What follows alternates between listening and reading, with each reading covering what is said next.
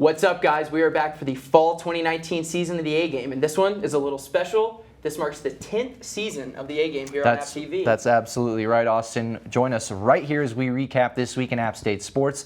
Don't forget to follow us on Instagram and Snapchat at the A Game Sports for weekly updates on App State sporting news and all the latest on-set action. App State Mountaineer Spotlight host Marty Bond interviews the captains of the women's soccer team this week, and stay tuned as we discuss the Mountaineers' win over Charlotte. I'm Gray Salter. And I'm Austin Locke. And this is the A Game.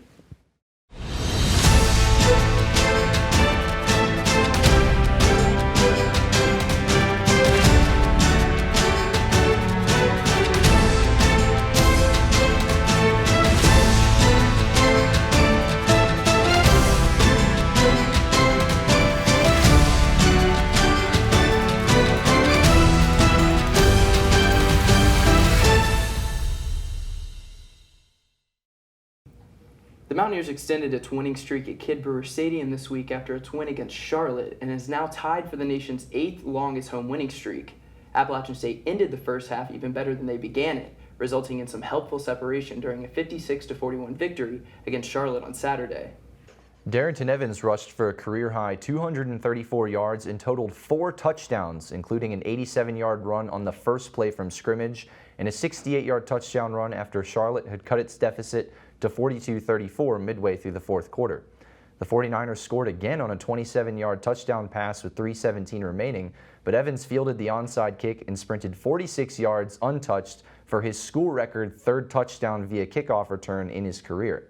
He finished with 298 all-purpose yards, and Sean Jolly's first career interception in the final minute sealed the victory for App State, 2-0 for the Mountaineers on the season. In addition to Evans' heroics, Zach Thomas had 3 touchdown passes, including scoring connections of 10 and 73 yards with Jalen Virgil. Evans' career-long run gave App State the lead for good in the early going, but the 49ers had possession, facing a 14-13 deficit in the final 90 seconds of the half. Virgil, who finished with 3 catches for 86 yards, also gained 45 yards on his first career kick return. Thomas Hennigan had a receiving touchdown for the 2nd straight game, scoring a 5-yard pass from Thomas late in the first quarter, and Malik Williams set career highs for both catches at 6 and receiving yards at 73. Taylor and Noel Cook posted 2.5 tackles for loss to lead App State's defense. Nick Hampton produced 1.5 sacks, and Akeem Davis-Gaither had a hand in 2 sacks as well, while recording a team-high 9 tackles. Appalachian State is off next weekend before returning to action at North Carolina on September 21st. They call me Prince like I'm royalty or something. But the places I've lived ain't no palaces. So I don't need grilled salmon or a new scratching post. Just give me a cardboard box and a can of tuna and we're good. You can even change my name. I'm cool being the kitty formerly known as Prince.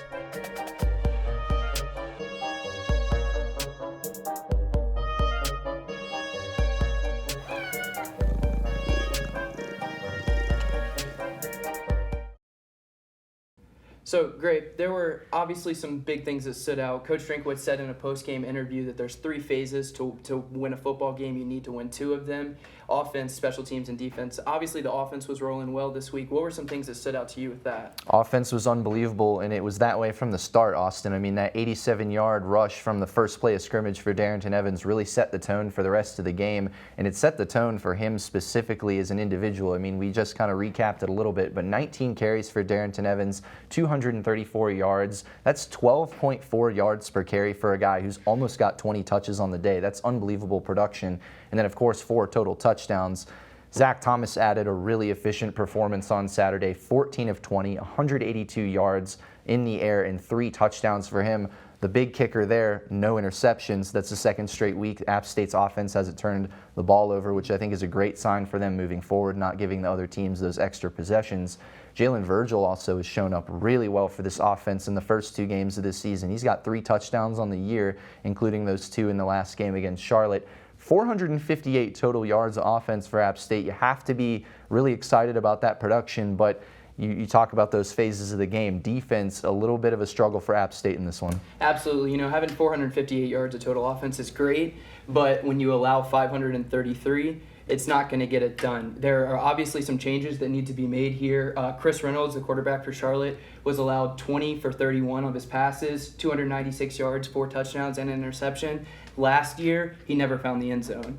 So obviously there's some things that need to change. I think Coach said it in a post-game interview that they need to look at things and make some changes, especially for this matchup coming up in 2 weeks against Chapel Hill, who is excelling past a lot of people's expectations. Sam Howell's there doing a great job. So we definitely have a lot of things to work on for sure. Charlotte rushed for 237 yards. That's just something, again, Darrington Evans has a great game, but when it's on the other side of the ball and it's still happening, that's why App State was not allowed to put Charlotte away. They just couldn't do it because every time they struck, the defense allowed Charlotte to strike back. You're absolutely right. Every time App State's offense would get points on the board, it seemed like Charlotte would come right back. Those 3 phases of the game, those special teams became a huge deal for App State. In this one, the blocked punt being one of the big momentum shifts in that football game, put Appalachian State up by 2 touchdowns at that point, kind of created a little bit of a buffer there that the Mountaineers were able to hold through the rest of the game. Another thing to note, Austin, in this game, kind of to finish out the recap here, is the penalty yards for both teams was huge in this game. I mean, Charlotte themselves had 11 penalties for 80 yards lost. App State somehow outmatched that with their performance. 13 penalties against the Mountaineers for over 140 yards lost on the day because of those penalties. That's definitely something with the bye week coming up that they're going to want to tune up and kind of fix a little bit. There was definitely a lot of hype for this game, I think, because last year we went down there and we took care of business pretty well. And this year they come up here and they show that we're ready to play you, and I think the hype might have gotten into a lot of people's heads. I know that place was rocking, and it's just things like that. You can't allow that to happen, especially with big games on the schedule. You have to be able to come and close out defensively these types of games. Absolutely. Appalachian State looks forward this weekend to an early bye week and will return to the field in Chapel Hill on September 21st to play UNC. After the break, reporter Marnie Bond sat down with App State women's soccer captain Jessica Easley and Ava Dawson for an inside look at the team.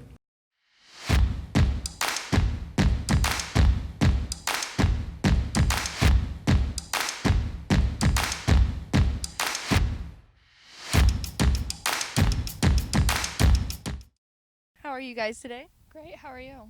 I'm good. It's a great day. Loved to watch you practice today. It was awesome. So I wanted to ask you guys a few questions about the season.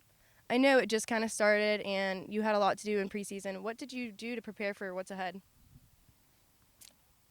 So over the summer, I think everyone worked really hard. We did a lot of fitness. I wasn't here during the summer, and Jess was, but we were really trying to prepare for this season, get the touches in, try to get some team unity over the summer with the people that were here.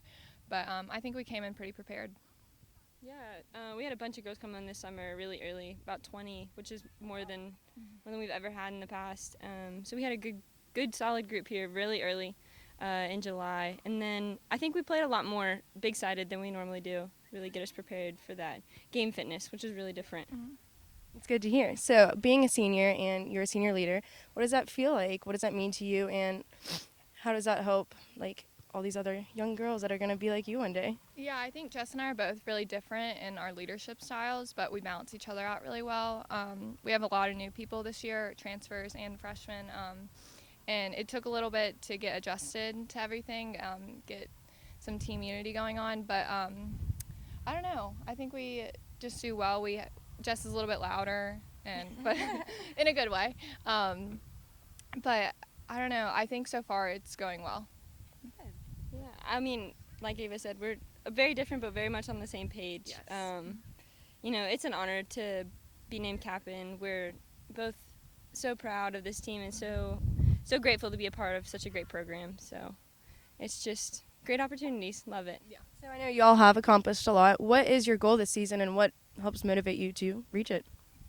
We set a few goals for ourselves this year. I know one was to get in the top 3 of conference, so I think that's a really big one for us once conference starts, and our non-conference games are really helping us prepare for conference. But we also want to get past the first round of the tournament and hopefully go on and on. So I think those are our main goals this year, but we're taking it game by game. Yeah, so I heard the last game that you scored 2 goals. How does that feel? It feels great, but it was great to get the ball all the way up on the end of the field, and Kristen Brown had 2 really good corners, and so I just tried to do my job. But the second half, we played really well as a whole team. Each line played well, and we worked really hard. So I know it is a lot of practice, traveling, school. What helps you balance it all? Oh man, I think just time management. We're always given the opportunity to get our schoolwork done when we need to. They're super supportive. I'm in the master's program right now, and my schoolwork load is a lot heavier than it used to be, but they're so supportive of if I have to go somewhere or if I have a meeting at some time. They're so supportive in that, and the education comes first, but we work around it so that everybody gets a chance to play, but we also get school in. So Yes, school is important. So my last question for you guys is, are you going to the football game today, and are you going to cheer on our Mountaineer boys?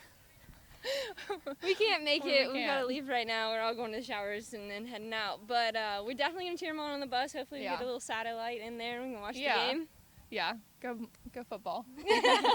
Awesome. And if you could take one life lesson from being here an App State Mountaineer women's soccer player, what would you say? Oh, that's tough. One thing you've learned. Time management. Really? Yeah. Also, it's just really fun to hang out with our team all the time. We're all best friends, so I feel blessed that we get to play with each other and hang out with each other every single day. Cool. Well, thanks for talking to me. That was great, and I hope you guys enjoy the rest of this beautiful day. Thank you. Honorary Forest Ranger Betty White here, lending a hand to my dear friend Smokey Bear. Because for 75 years, he's only said, only you can prevent wildfires. But there's a lot more to say. Like, if you park your car on tall, dry grass, the hot exhaust pipe can start a wildfire. So keep the animals safe, especially the cute shirtless one. Go to SmokeyBear.com to learn more about wildfire prevention. After scoring the game-winning goal in both of App State's opening weekend victories, junior Megan Smart notched the game-winning strike in the fourth quarter to lift Appalachian State University field hockey to a 3-2 victory over Lafayette on Friday night. The victory moves the Mountaineers to 3-0, marking the third straight season App State has registered a 3-game winning streak. After Lafayette scored with the first 3 minutes of the game, freshman Sarah Farrell notched her first goal in an App State uniform to tie the game in the 21st minute. Farrell's strike from the right side contributed to a 4-1 shot differential in the second period. The Mountaineers fired 7 shots on target and tied the Leopards with 13 shots apiece. App State dominated the second and fourth periods, outshooting Lafayette 7-2 between the two quarters. The field hockey team is headed up to Pennsylvania to go against St. Francis University this Friday at 3 p.m. App State women's soccer put forth a valiant effort, forcing overtime after a 2-0 deficit, but fell short to Charlotte by a score of 3-2 on Thursday evening at a Transamerica field. Kristen Brown connected twice off 2 corners with Ava Dawson, who scored both of her goals thanks to a pair of headers to tie up the contest. It gives the senior a team-high 3 goals and the third match of her career with multiple scores. App couldn't get into rhythm on offense with just 3 attempts in the first half. Charlotte's Jamie Fankhauser scored in the first minute of the contest to give the host a 1-0 lead. Dawson led the team with 3 shots on goal, while Jessica Easley posted 2 shots on the frame. Tess Kearney also tallied 2 attempts. The Appalachian State men's soccer team recorded its second straight victory Friday night, shutting out George Mason 2-0. The Mountaineers used back-to-back goals in the second half to put the Patriots away. App State is now 2-1-0 on the season, while George Mason falls to 1-2-0.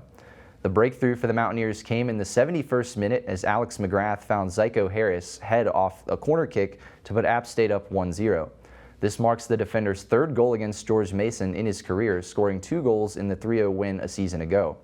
Sophomore Alex Hernandez added the lead, scoring his first goal of the season off an assist from Camden Holbrook in the 72nd minute. The Mountaineers weathered the storm from George Mason for the remaining 18 minutes as Madden made 4 key saves to clinch the shutout and his 2nd win of the season. His 5 saves against the Patriots are a new career high.